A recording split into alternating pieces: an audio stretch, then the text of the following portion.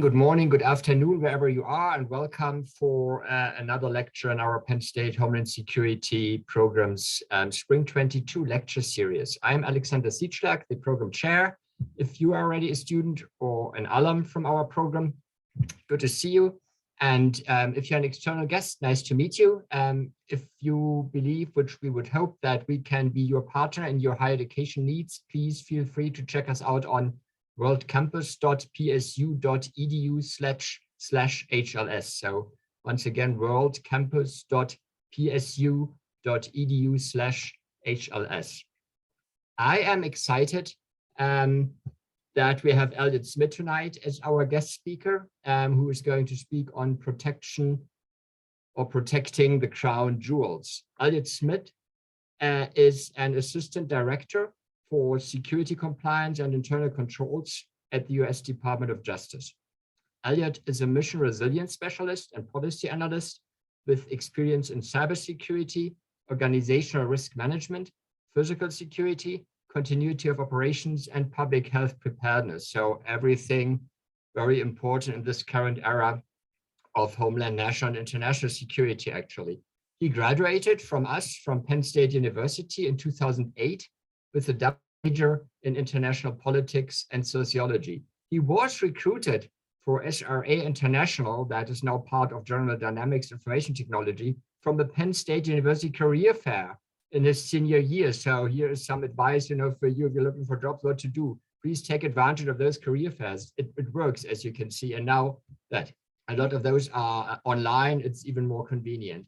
Elliot worked for a number of federal, state, and local customers over the years, including USDA, DHS, FEMA, New York City Department of Health, and the US Senate Sergeant at Arms, before joining the Department of Justice as a consultant in 2015 and converting to a federal employee in 2019. So that career path also works, as Elliot demonstrates, start as a contractor, as a consultant, and then work your way into your agency or into your department of choice as a federal employee. So that's fantastic. Elliot is kind enough to give back to Penn State a lot. So we are looking forward, Elliot, to your presentation tonight. Can I just ask for attendees, if you have questions? We'll open the floor later for live Q&A, but if you have something burning, and please leave it in the Q&A box rather than the chat. So use the Q&A box. And without further ado now, Elliot, please take it away. And thanks again for doing that. We appreciate it. Absolutely. Thank you so much for the introduction. Quick mic check, audio and video coming through okay? All right. I appreciate Dr. Siedschlag's kind words there. I will say my career path was a bit more horseshoes and hand grenades there. My intent was within 3 to 5 years to become a Fed in DOD. It took 11 and I landed at DOJ, but neither here nor there. I think it still worked in the end. I'll go ahead and just, I've got a few slides. I'll just go ahead and share the presentation here briefly. But, please, I'd like this to be as interactive as possible. So as we go through, if you have any questions, feel free to jump in. I'll try and check the Q&A box as we go. Let me just drop that. And then if you guys can see my presentation, I'll go right into it. There's a little bit of background noise here. I'm not currently, but I'm single-handing my daughter this week. My wife's on a trip, so I've got some help over here, but they've got kids of their own. So anyway, wanted to talk to you guys today about it's called different things in different agencies, but I like the concept of the crown jewels. So very quickly here, you can either come off mute or put your answers in the chat. Get a quick poll of the audience. What are your majors or your current industry, and anything you might hope to learn from this webinar? Let me check the chat here as well.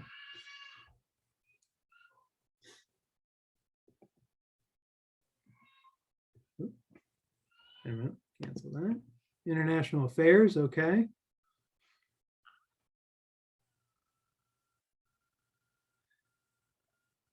Homeland Security major. Okay, counterterrorism option. Very good. What's the sense here? Is anybody full-time students or part-time students also working at the same time?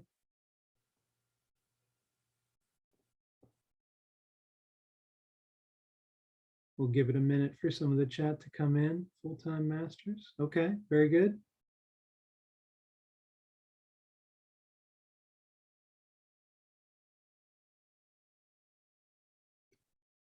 Director of Security for a healthcare organization. Okay, very good. Full-time master's student, working full-time, and a member of the Guard. Well, good on you, sir. Thank you for your service as well.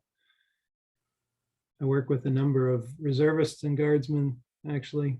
So master's alum with military and airlines work. Very good.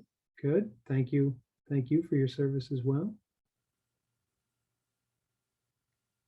Okay, law, cyber, homeland. Okay, very good. Ag, bio, and concentration. All right, interesting. All right, well, so we've got a good range of kind of security domains here that are represented. I think this is the topic that I've got for you today is fairly foundational. At least I think so, from a continuity of operations, continuity of government perspective. And really, since the OPM breach in 2015, it's become more and more topic of consideration for the cybersecurity domain. You know, I think in the agricultural sector, you guys have the biosecurity levels 1 through 5. The physical security domain has the facility security levels 1 through 5 for the type of protection that you would apply to your buildings. So in a BSL or an FSL, level 5 requires the highest degree of protection.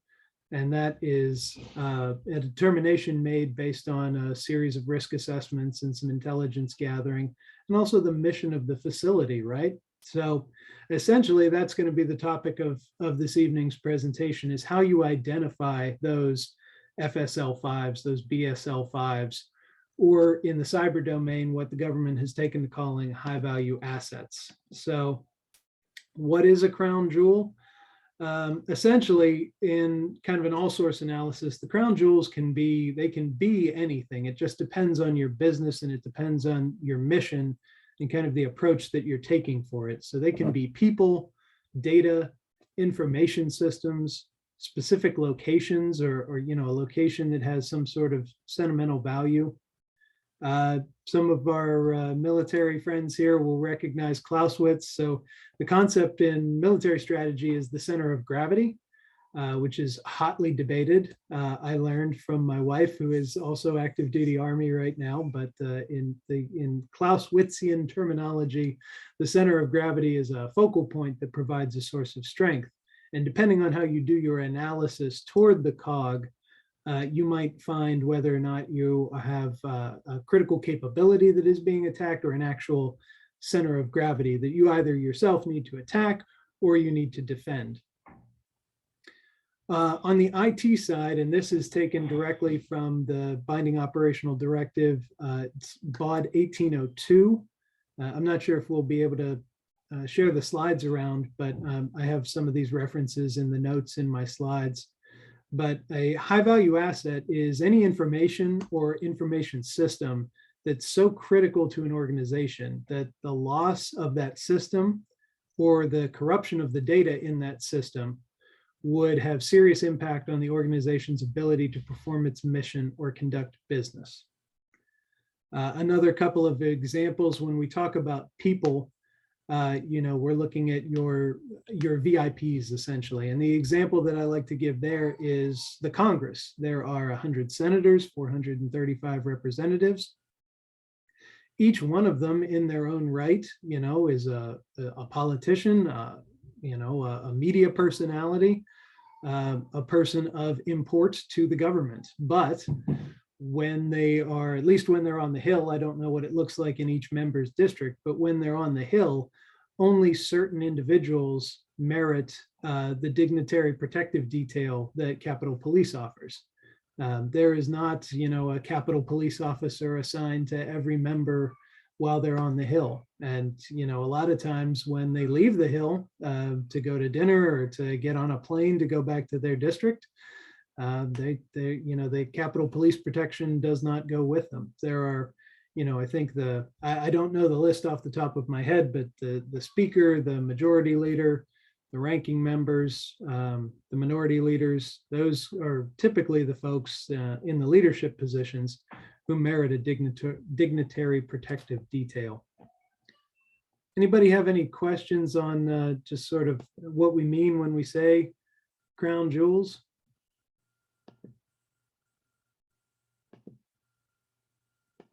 Q&A. Very good. All right. So the question, you know, that's what they are, but how do you identify them, right? And the question that I would get doing continuity of operations consulting, and the question that I get now in the IT sector is, if we've taken the time to invest in it, if we've taken the time to centralize data into an IT system, is it not, by the fact that we're investing in it, by the fact that we're spending time on it, is it not important? Is it not worthy of being protected? Well, the answer is yes. And there are, you know, varying degrees of protection, right, as you go through any type of analysis. So identifying the crown jewels or the high value assets should be a key input for any risk management effort if one has not been undertaken recently, or you're in the process of revamping an ERM program within your organization. This is one of the things that the goal of that effort should be. You can get to your crown jewels through an ERM analysis, through a business impact analysis or a business process analysis that is kind of foundational to the continuity planning sphere of influence.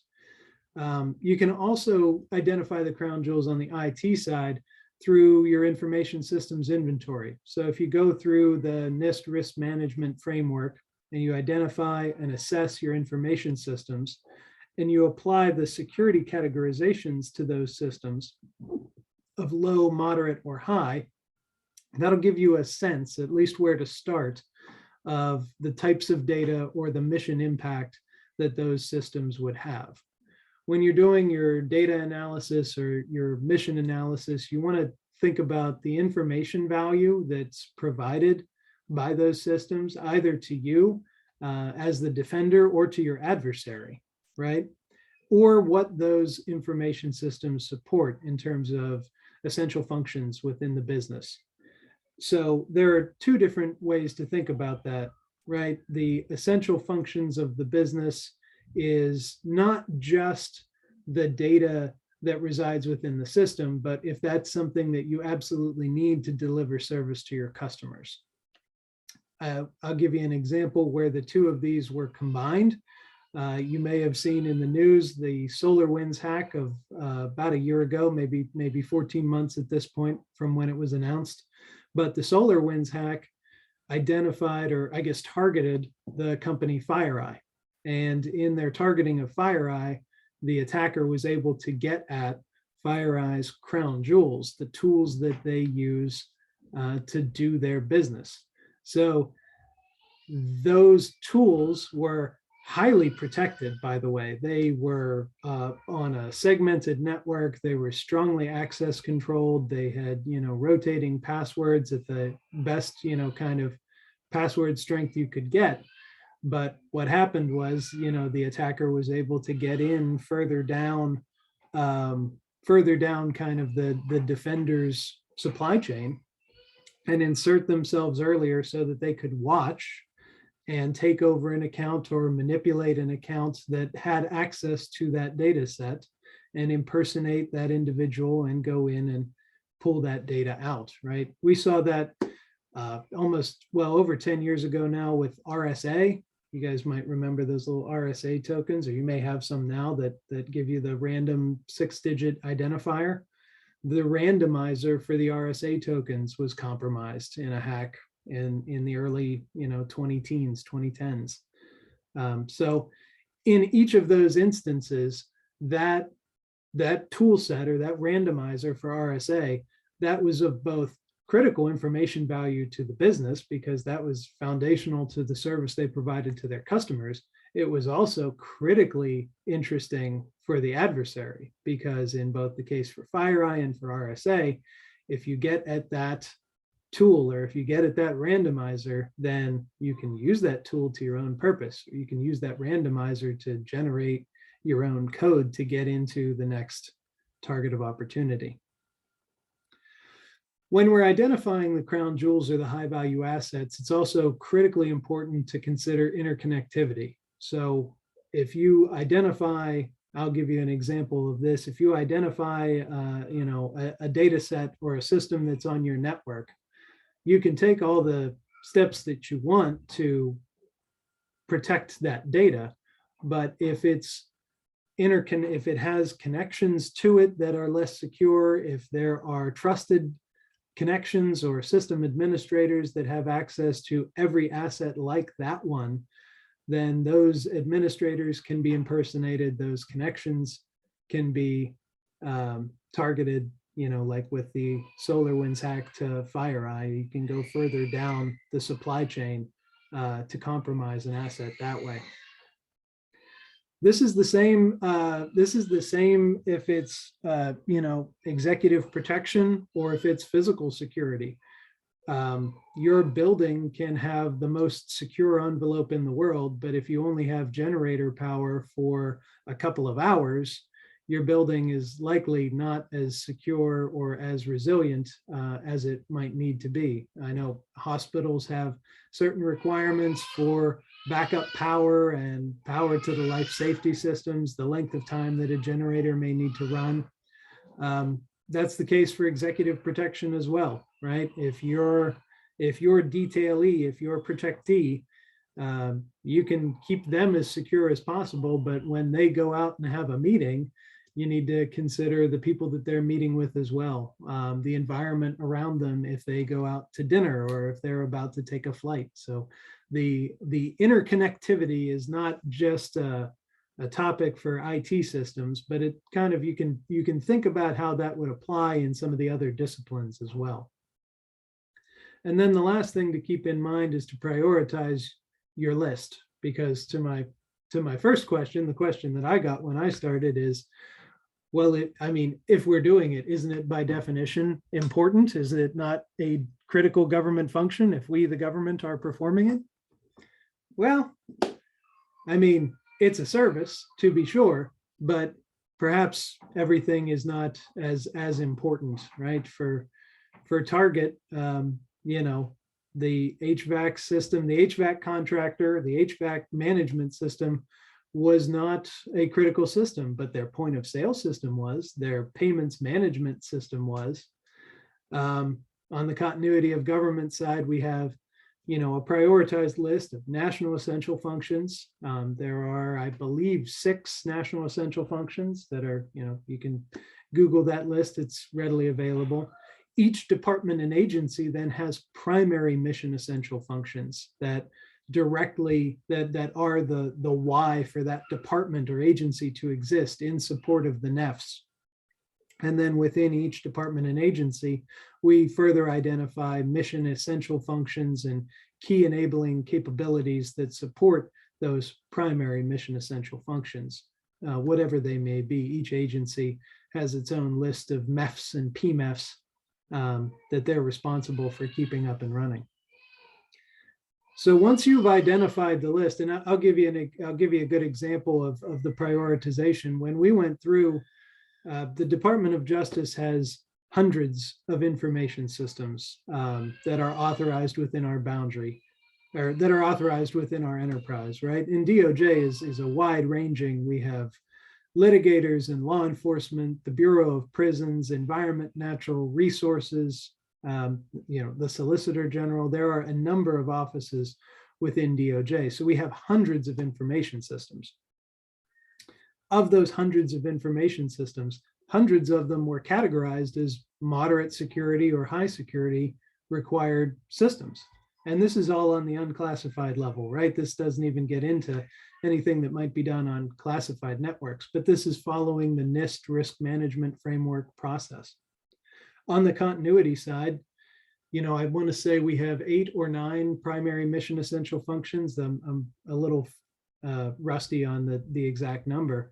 Underneath that, there are literally dozens of mission essential functions within the various components of DOJ that support those primary mission essential functions. So we prioritize those lists internally, and we go through the process at least every year to reevaluate our information system inventory and take a look at our mission essential functions list to make sure that that's still accurate.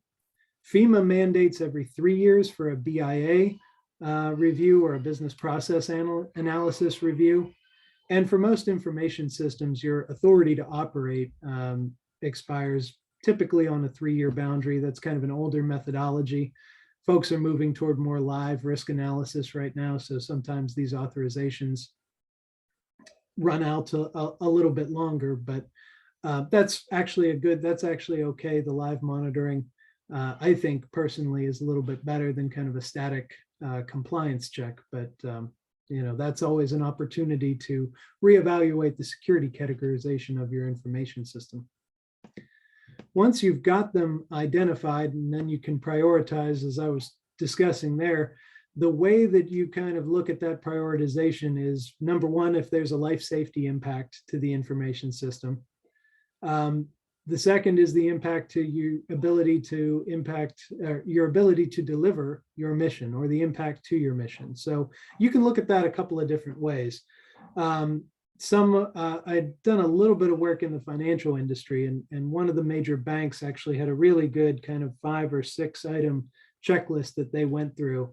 It was the financial impact of loss of the information system. So a bank obviously is processing transactions, and so they had a sense of how many transactions they processed within a certain time period and how much those transactions were worth. So they could see if a system was down for 30 minutes, an hour, 2 hours, roughly, what the impact of that disruption would be.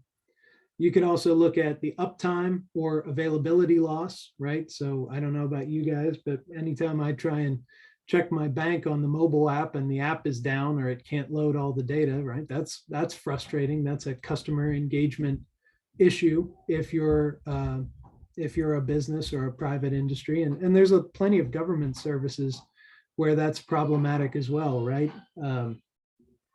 I don't know if we have any feds here, but anybody who tries to log into TSP when they're doing weekend maintenance and you get the error, this isn't available right now, that's frustrating. So you have a customer service impact from both of those as well.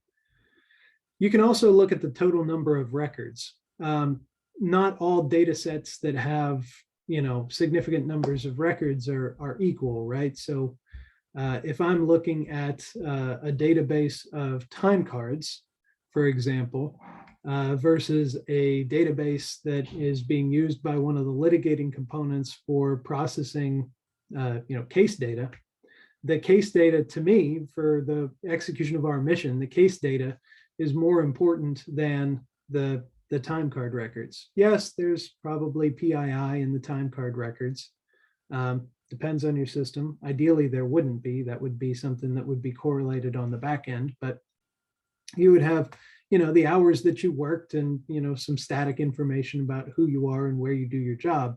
But there would also be PII. There would also be mission data. There would also be sensitive, law enforcement records potentially in the case management system. So if I'm weighing between the two, I'm probably going to make the decision that a case management system is going to be more important than my time card system, even though potentially the time card system might have more records in it.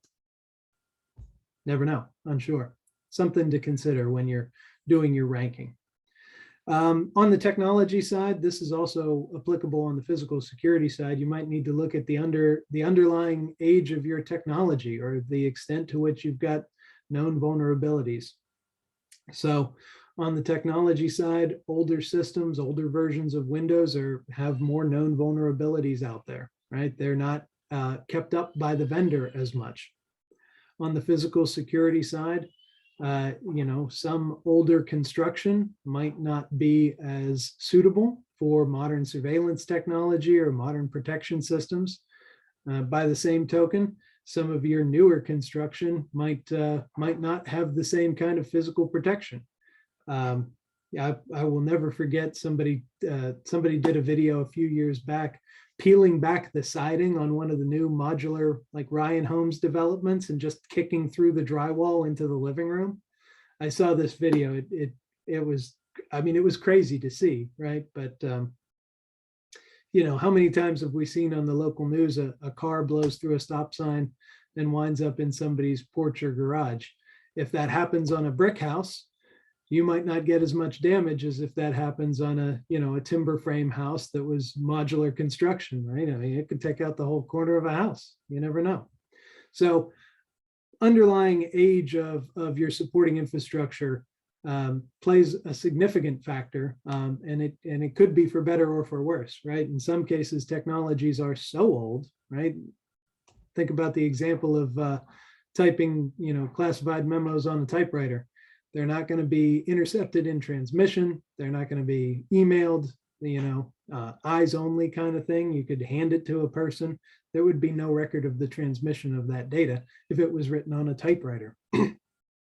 Whereas any email system has some vulnerability, even if it's on the most secure government networks. And another thing to consider, and the last thing that I have on here, is your backups, your alternates, or your recovery procedures. And I think, let me just check on the next one. Okay. Yeah, that's important when we look at how you protect your crown jewels. So let me just jump into this next one. And this will start from a systems and data perspective. I was just talking about moving data across systems. So encryption is important. The cyber executive order that was released probably 6 or 8 months ago, I think it was in this last summer, mandates encryption at rest and in transit for federal networks. It also enforces and requires multi-factor authentication across all federal systems. These are not new requirements. Anybody who knows the federal IT security landscape knows that we've been talking about these for a good long while. But you know, it's with the OPM breach in 2015 and now the SolarWinds breach here from 2021, 2020, I guess 2020 into 2021. You know, another opportunity to emphasize and really kind of push on those agencies and systems that have not been able to enable that protection across the board. One thing with multi-factor, after the Edward Snowden breaches, there was a lot of talk about two-person integrity for privileged users. And that's the concept that you know, in an IT world, you have the concept of privileged users. Those are the people who, on the back end, make the changes to the system, apply vulnerability upgrades, things like that. Part of the concern that came out, and I think that was publicly acknowledged around the Snowden breach, was that there wasn't anybody looking over his shoulder when he had those elevated accesses to those systems. So one way to mitigate that would be to have, you know, two individuals that are privileged, that any privileged access to a system would require two individuals to log on at the same time. The kind of the classic Hollywood example of this is kind of in, you know, the nuclear submarine, where it takes two keys to turn before a missile is launched. You know, that's two-person integrity. You also have and that's kind of the basis of multi-factor authentication as well. It's not two individuals doing things at the same time, but multi-factor authentication by its nature requires the combination of something you have and something you know. So with the RSA token, that example that we gave, the RSA token was something you had that had a randomized 6-digit numerator on there, but you also had to have a PIN that you yourself would set. And it was the combination of the PIN and the token code that got you in using RSA. Nowadays, with your CAC card or your PIV card, you know, you have the card inserted with a certificate on it, but you also have a PIN that you know, right? So very similar to, you know, how the ATM card works as well. So two-person integrity was talked about. I don't know to what extent two-person integrity for privileged users has been adopted. The other thing that was thrown around a lot, but is really difficult to put into effect, and we had a CIO at the time who had this as a strategic goal, but it was very much a stretch goal for him and for us, was the fact that you would essentially have no privileged users. You would, or I'm sorry, no permanent privileged users, but you would have users who had the knowledge and the technical expertise, but you would have to authorize the escalation of their access anytime they needed to make a change. So you would have this whole approval process that you're supposed to have anyway before changes are made. It's just that once the change is approved, this person has, granted some amount of time of privileged access. That may need to be renewed every 30, 90 days, maybe every year, depending on your agency, depending on how robust their account management practices are. And if you don't use that access, it might be revoked. But the concept here was that you would never have a permanent privileged user. You would never have permanent elevated access for anyone. You would have people who that access could be granted, but it would have to come during a certain window for a set amount of time to do a certain function. And you could compare it, you could combine that with the two-person integrity. And I mean, if you could do that, that would be incredible. I have not seen that done yet. So I'm looking forward to it when it does happen. The other thing is network segmentation. That's the concept of having your databases kind of off on an island. In the physical world, it would be having them on their own servers, separate from the rest of the network. The concept of an air-gapped network is the the top of the rock, I guess you would say, when it comes to network segmentation. But what we're doing now that we're much more networked, I guess is a good word. Now that we have all these things in the cloud, there's the concept of a virtual private cloud or logical segmentation, where you have firewalls within the network that keep data separate from the rest of the network. And you have separate logons or separate access through those firewalls if anybody needs to get to it. Some of the other stuff on here is fairly basic cyber hygiene. Audit logging, which is a review of access records, changes that might have been made, who made the changes at what time and to what records, who logged into the system at what times for how long. You can also kind of start to do pattern of behavior logging based on the types of logs that you're receiving and recording. And then there's regular vulnerability scanning, which is good, but in and of itself, it's kind of like the commercials a few years back about security systems. Oh, I don't do anything about it. I'm just the alarm, right? So if you have robust vulnerability scanning, then you also need to patch it, to remediate those vulnerabilities and validate that they are actually closed by either additional scanning or penetration testing. There's the concept of red teaming and blue teaming. Red teaming is emulating an enemy attacker. Blue teaming is more an internal scan, or kind of a hypervigilant internal scan, a team that constantly monitors the network for gaps that they can fix, versus a team that emulates the bad guy. The validation of data and backup, this is the piece that I wanted to come to. We have seen in some instances, especially with ransomware, where data is replicated in a live manner to an alternate site or to a backup medium, that the ransomware propagates through your backups too. If you don't catch it fast enough, or if it was on a timer to kind of go off all at once, then that gives the bad guy time to catch your backup schedule. When I started, I remember the go-to answer for data backups was nightly incremental backups and weekly full backups, and they were stored to tape. Well, that was 2008, and a lot's changed in 14 years. And now we're looking at backup schedules that are either automatic, they're happening live, the changes are being written to primary and alternate or primary and backup live, or they're happening on some sort of relatively quick time schedule every 5 minutes or every 30 minutes. So if you have a high value asset, if you have a crown jewel that is critical to your business, one of the things that you might need to look at is a tertiary backup that is air gapped, if you will, but kept separate from live data replication. And that might get you back to a nightly full backup that is then, kept offline. It might not, solve the problem completely, but it gives you the opportunity it gives you more time to respond to an incident if possible. And if you know that a vulnerability, if you know you have a kind of a time bomb in your malware, you can hopefully address that in an offline manner and pull it out before you turn that live and have it triggered again. When we get out of the online world, how you protect people and places is not all that different, right?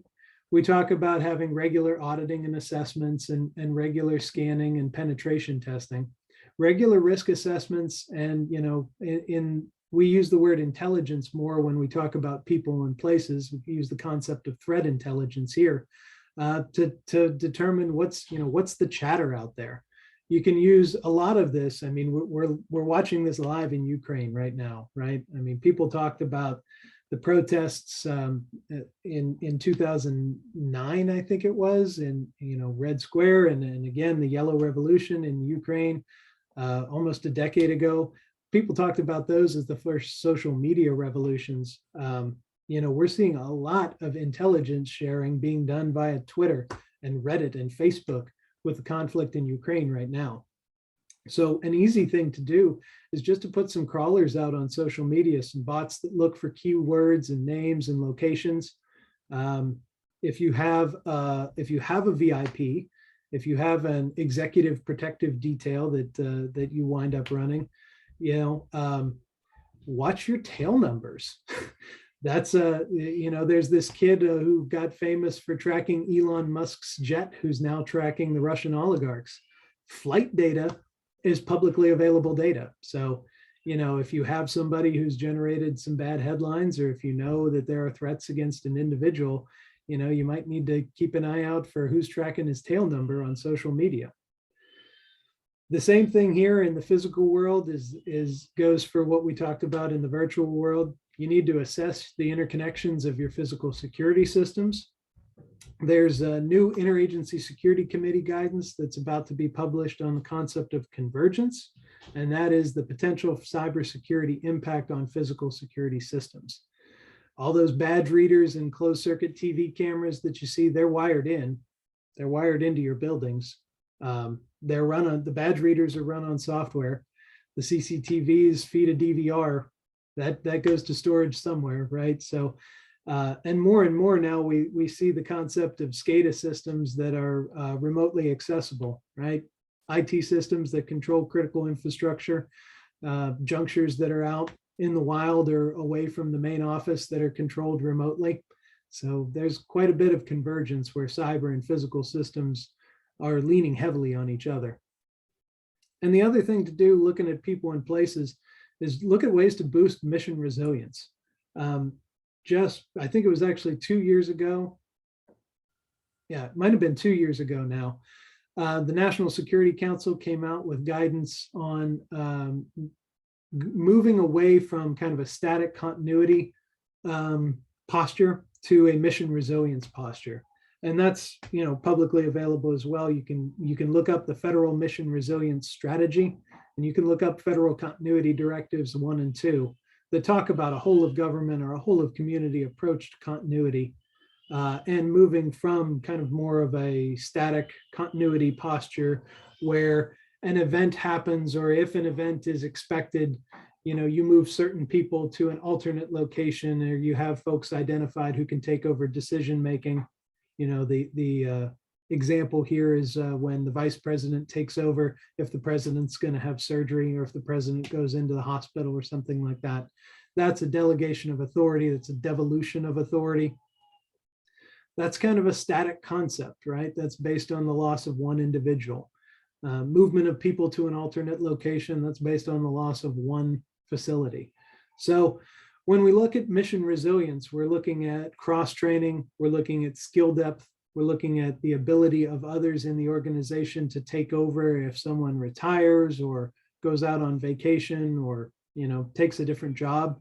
We're also looking at the use of more remote collaboration solutions, or the ability for individuals to do their jobs from anywhere, which is obviously not easy on classified systems, but in the business world or in the unclassified world for government, if you can do your job remotely, then you have less of an impact if you were to lose a building or an individual. I think that was about all that I had. So we walked through what they are, how to identify them, how to prioritize them, and then how to protect them. I don't know how I'm doing on time, but that's certainly a lot. I'm happy to take any questions that you might have on any of the topics that we've covered here.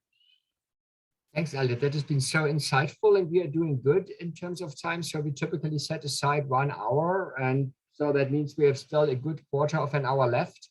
So participants, however you would like to proceed, you could either, like I said before, your questions, you could leave them in the chat, and not in the chat, rather in the Q&A box, but in the chat, I uploaded the slide deck because Elliot, I understood you were kind enough to sharing that. So I uploaded the slide deck and then posted the link on the chat, so you can go to the chat and download it. If you have questions you'd rather like to pose in writing, so leave them in the Q&A. And if you would rather like to interact, posing your question, verbally, raise your hand, and then Alison can give you speaker rights and whatnot, and then you can interact directly. I mean, you can interact in spoken words, with Elliot, whatever you prefer. Sure. So this is and your if anybody opportunity. wants, Take it. Yeah, Elliot, go ahead. No, I was just going to say please do take a look at some of the resources that I had in the notes there. So if you have any questions for further analysis on the binding operational directive or any of the DHS guidance for high value assets, I posted the links there to the binding operational directive, a couple of the things on continuity of government and mission resilience strategy, and just some other thoughts on how to protect on the IT side, since that's where I've spent the majority of my time the last 7 years. But go ahead, questions. Wayne has a question. I'll let him go ahead and ask it. Sure.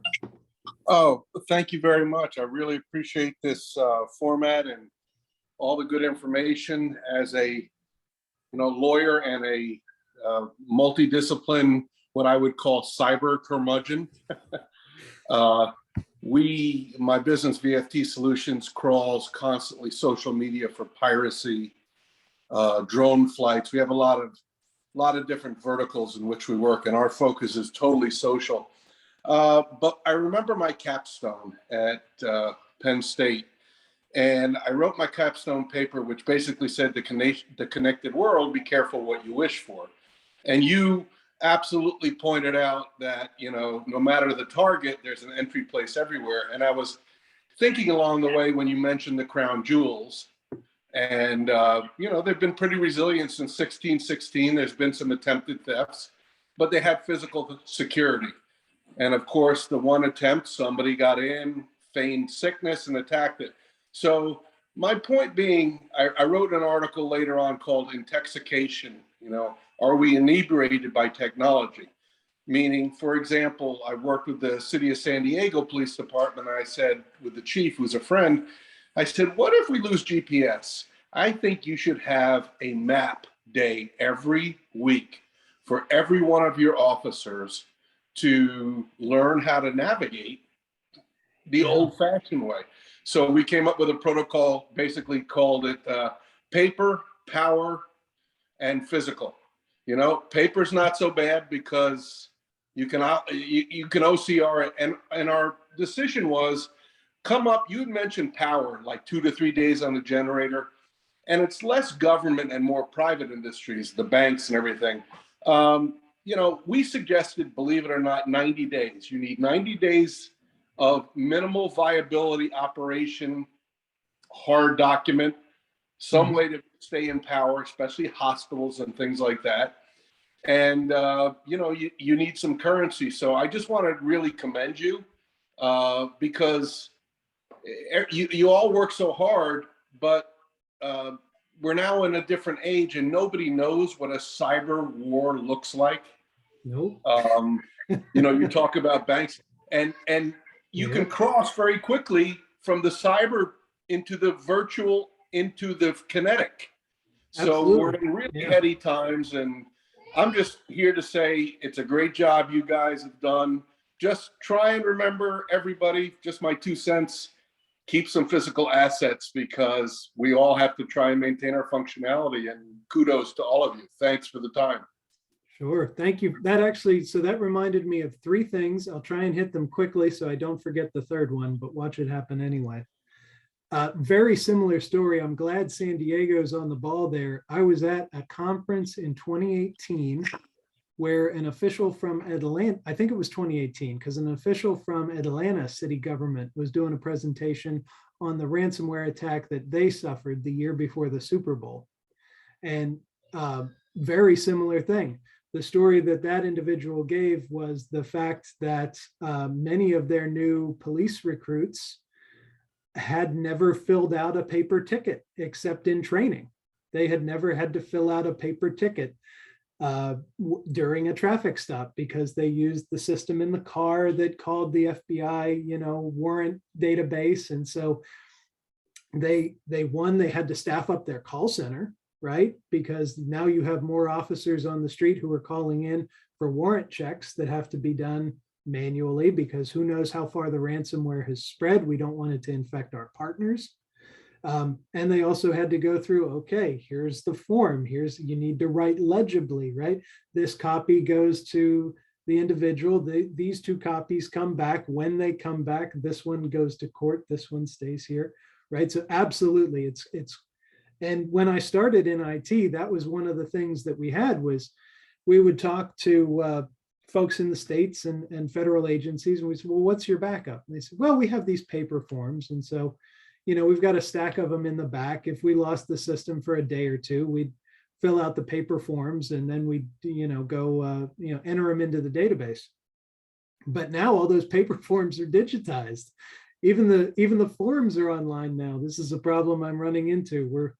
We're dragging our feet into 2022, but we're automating a lot of our service request forms internal to DOJ. So they're becoming online forms instead of form fillable PDFs now, right? So, but anyway, that's critical.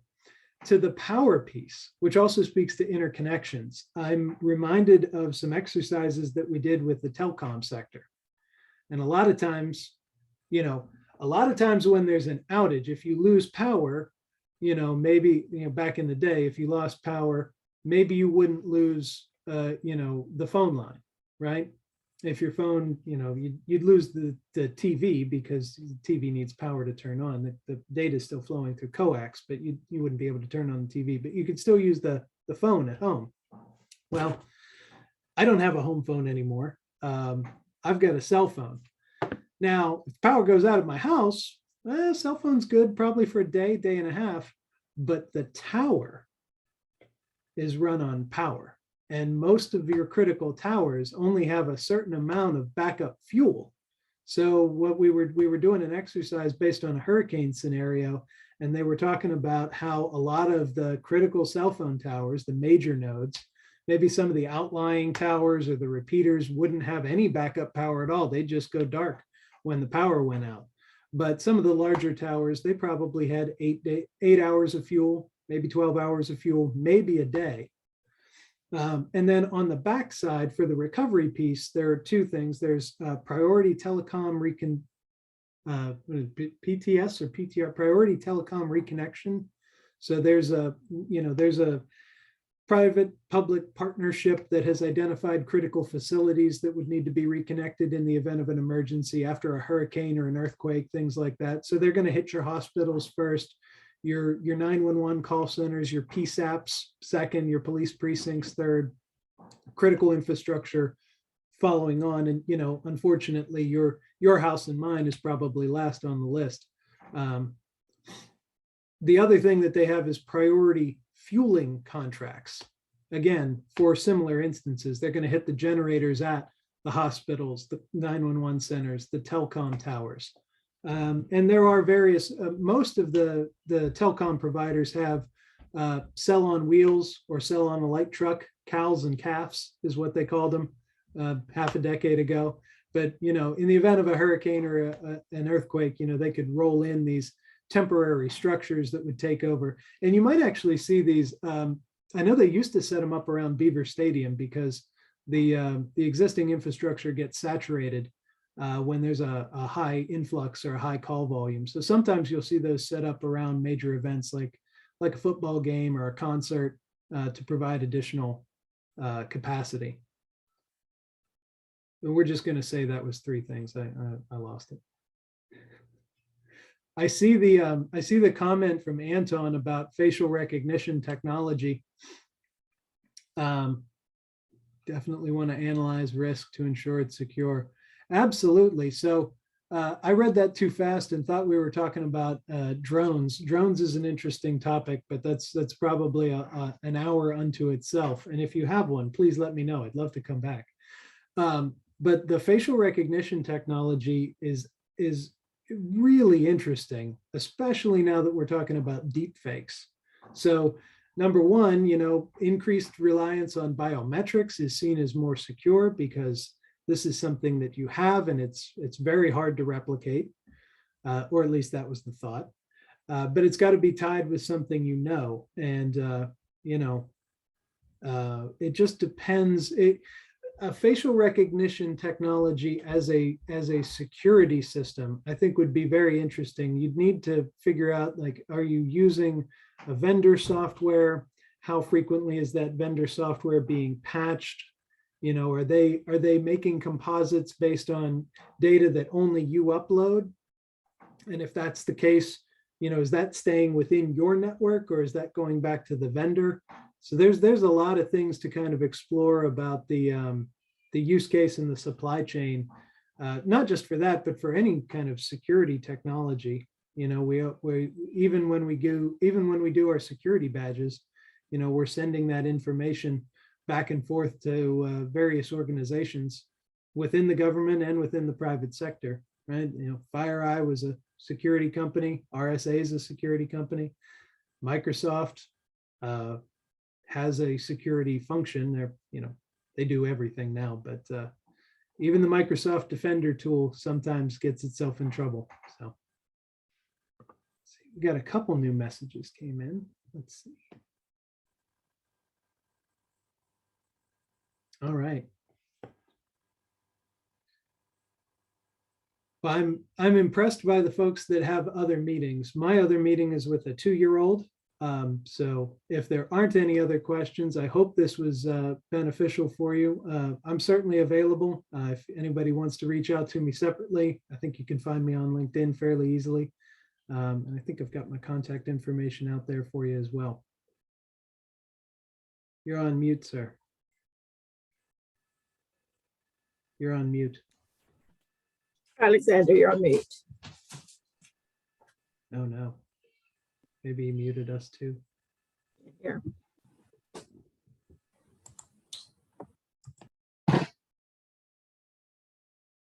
Still can't hear you. Okay, Alison, sorry, I am the same. So you can. So the question is, do you see any advancement, any further advancement in IT security for ships at sea? Because you briefly touched upon that, responding to a participant earlier on. It appears that this is still a very vulnerable part of industry. And this is also interesting for us because we have a lot of naval students who often have, you know, access issues and internet issues while on a ship, even if you know, in the harbor. So we experience a little of that in our program because we serve so much of Navy, which is great. So over to you, Elliot, and that's the last question for tonight. Okay, that's fascinating. So I don't know a whole lot about the telecom backbone to get to the ships at sea.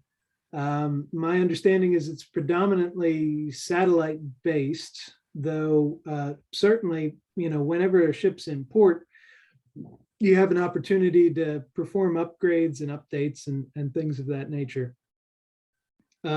You know, so we have a supply chain risk from a physical security side.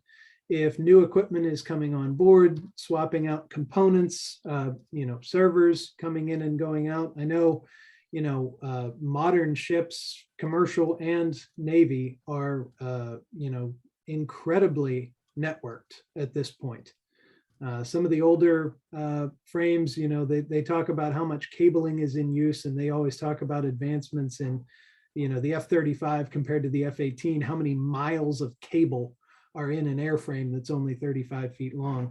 I can't even begin to conceptualize how many miles of cable there are in the average Navy destroyer or cruiser. So I think you've got two things that you need to consider there that aren't dissimilar from if you were manning a data center, CONUS here. One is the physical equipment, so the servers, the routers, the switches that are being placed on the ship. And you have both the installation issue there, who's coming in and who's coming on board to make changes or perform maintenance on that equipment. And then you also have the supply chain assessment that would need to be done on that vendor. And then, I don't know to what extent vulnerabilities can be patched at sea. I know some of these deployments can run 6-9 months. I believe that you should still maintain your regular patching cycle, whether that's monthly or every 2 weeks or more frequently if there's a critical vulnerability. That may just depend on where you are in the world and what your up and down link times are. I know when my wife was deployed, there was a little bit of trouble with satellite comms.